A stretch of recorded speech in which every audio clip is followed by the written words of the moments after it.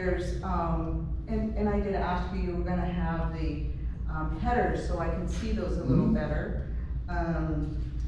So, what else did I have?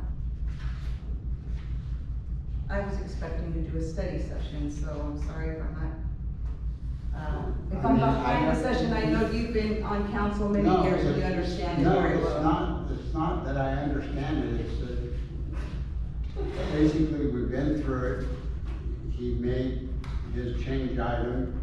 He said for us to go through it, and if we have any questions to contact him, and he would go through it with us. Well, I'm happy to take any questions, you know. No, and I'm not trying to circumvent that. This is, you know, this is a working, session, and it's yours. You guys drive the process, and, I do want to leave here with you all having a comfort level with what we're doing. And I'm not trying to circumvent that at all.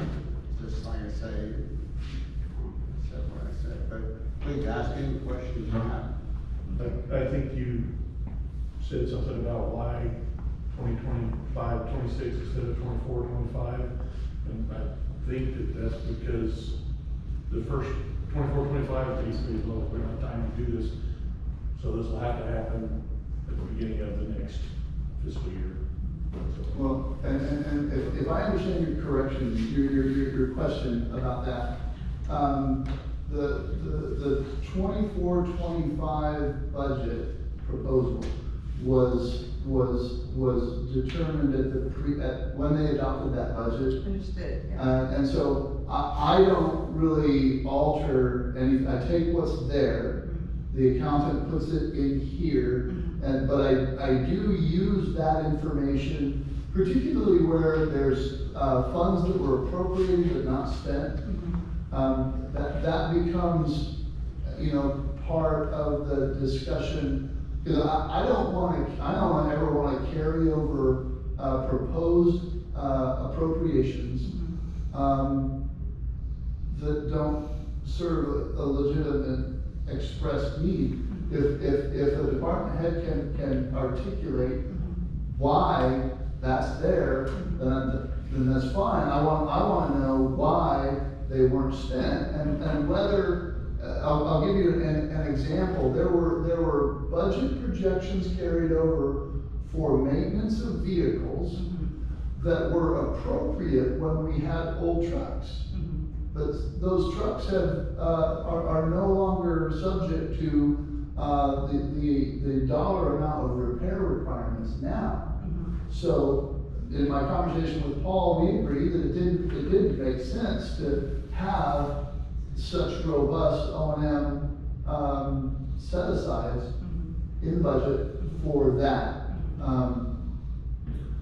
So that information from the previous budget helps inform decision-making, but most, 99% of my meddling in this is happening on the other sheet within the change column, and so I'm either adding dollars or taking dollars away to I'm not, other than those funds that we've talked about having removed because they were legacy items that no longer have any purpose. Those that have zero balances that no longer serve any purpose, like Safe Routes to School 2017, we got rid of those.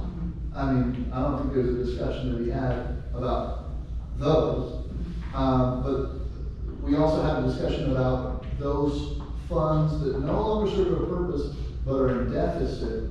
I don't have the authority to move funds to remediate that. That has to come back in July in the form of a resolution. So I observe those structural pieces that need to be cleaned up. Yeah. And bring recommendations to you there, but I don't add anything. I don't add line items to the budget in terms of structure. And my time and energy is really focused on trying to identify those opportunities for monies that already exist here, you know, $1 million in that greenhouse gas fund. When I went to work for our friends in Gridley back in the day, it was $1.5 million. They never spent a dime. And, you know, I asked why. Well, it's because the reporting is cumbersome. You're not spending those monies to benefit your community because the reporting is cumbersome? Really? That's kind of crazy. So we put that money to work there. We can put that money to work here, addressing felt needs, and that's why I identified those elements as opportunities. And, you know, the way this spreadsheet shows that prospective door transfer as a deficit in that column N Right, is odd. it's odd. It's odd. I don't like that, but I'm not the accountant, and so I'll get clarification from him as to why that's that way. But he had mentioned that, you know, proposing that and doing it is a good idea in his opinion, but it may cause the accounting may cause some questions.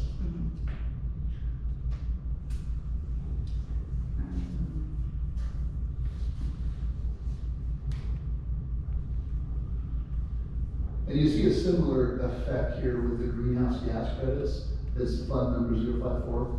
You know, they appropriated $600,000. So GF is not general fund, it's green fund money? GHG, the greenhouse gas credits. Oh, okay. Towards the very bottom, 054. That, you know, if you look at this, and this is saying that the projected balance June 30 is 265,000, which would be true if they'd actually spent that 600. They spent 10 grand. And so I'll talk with the accountant and see what I can do to correct those instances that are like that, so that we have a clear and unambiguous picture Yeah, of what we're looking and I know that I'm really going through this. We received these yesterday. at. Right. So I haven't had very much time to go over it. But like there's $100 for government building telephone, just little things like that add up. So obviously there's multiple phones. Instead of putting them all together, you have them separate, right? Like you have a phone and there's another, no? Well, But I have so is that what I'm seeing? There's multiple phones all over here instead of having them all together? There are phones that are paid, it's kind of like staff payroll allocations, and Robin can correct me if I'm off the mark here. There's equipment and tools that are funded under specific funds. Oh, gotcha. Okay, that makes sense.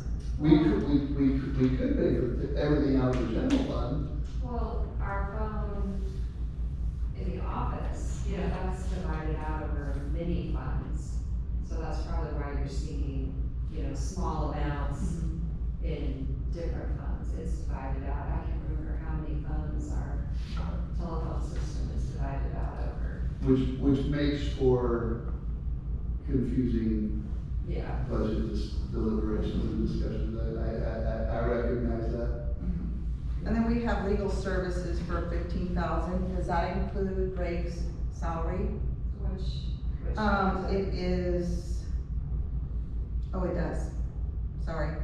It's a city attorney. It's gotta be. that's Mr. Mayor, part could I- of his can I salary. In the general Jump in fund. here, make Yeah. a few comments. I was chosen along with a representative from the Orville on the air quality board to be on the budget committee. We met with the head gentleman down there, and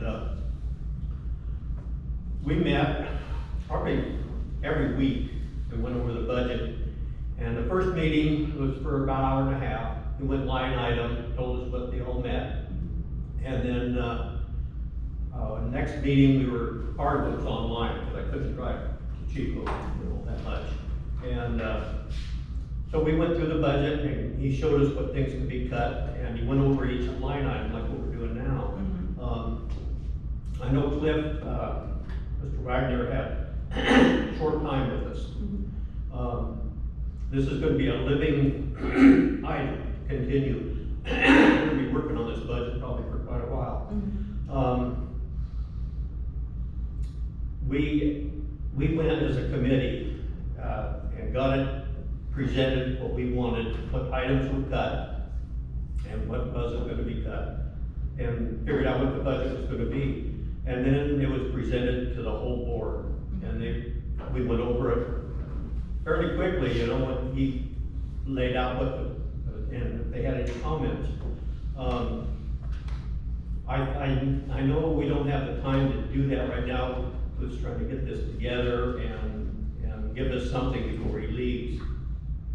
But we can come back to this, and we can start meeting as a committee and go over them line item, and figure out, yeah, you can't budget that much for the phones, can't budget that much.